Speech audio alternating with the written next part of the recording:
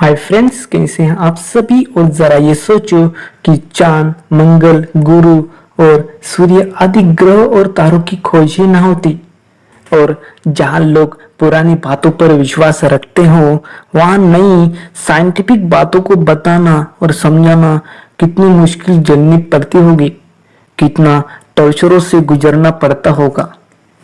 ऐसे ही 15वीं शताब्दी में जन्मे एक बंदे को इतना टॉर्चर झेलना पड़ा कि हद ही कर दी थी। वहां के लोगों ने कई साल तक उसे नजर कैद में रखा गया था।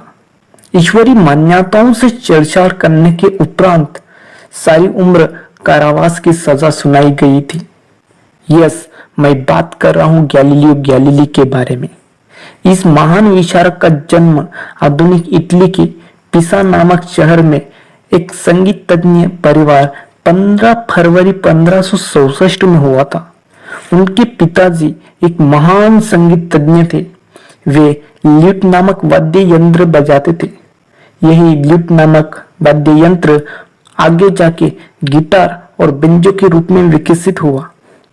गैलीलियो पिसा विद्यापीठ में पढ़ाना शुरू किया था, परंतु वहां पर एक नियम था जो कि गैलीलियो को बिल्कुल पसंद नहीं था।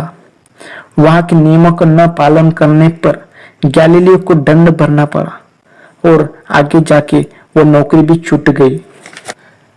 उसके बाद में गैलीलियो को पडुआ विद्यापीठ में नौकरी मिल गई।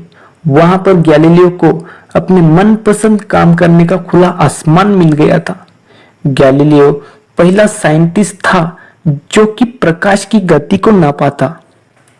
1611 में पिसा विद्यापीठ की कोलंबे नामक प्राध्यापक गैलीलियो को सीधा सवाल जवाब से आह्वान किया। गैलीलियो ने उसे हंसते हुए स्वीकार किया।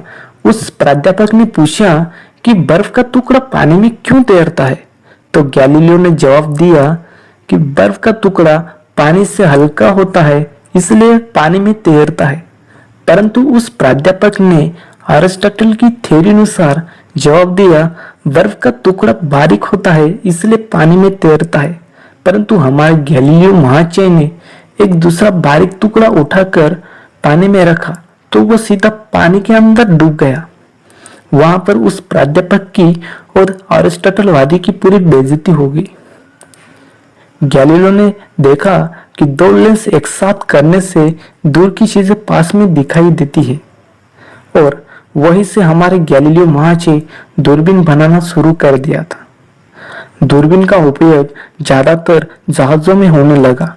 उस विशालकाय समुद्र में दूर से न दिखाई देने वाली जहाज दूरबीन से स्पष्ट दिखाई देने लगी।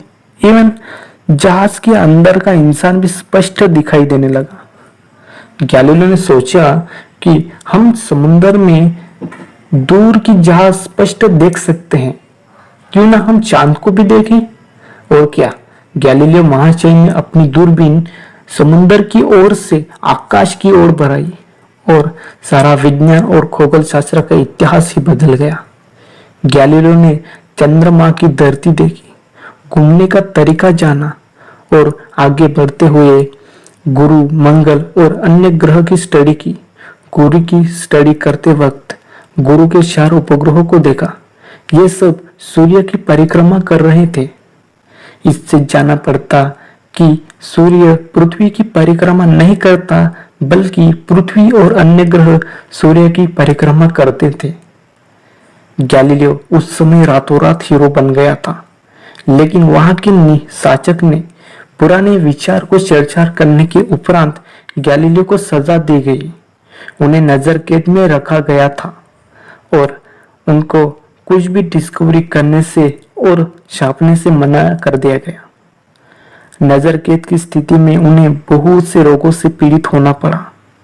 अर्थराइटिस, किडनी के रोग और नजर कम होना, इन सारे रोगों से गैलीलियो को पीड़ित होना पड़ा, लेकिन नजर कैद से उन्हें कभी मुक्ति नहीं मिली।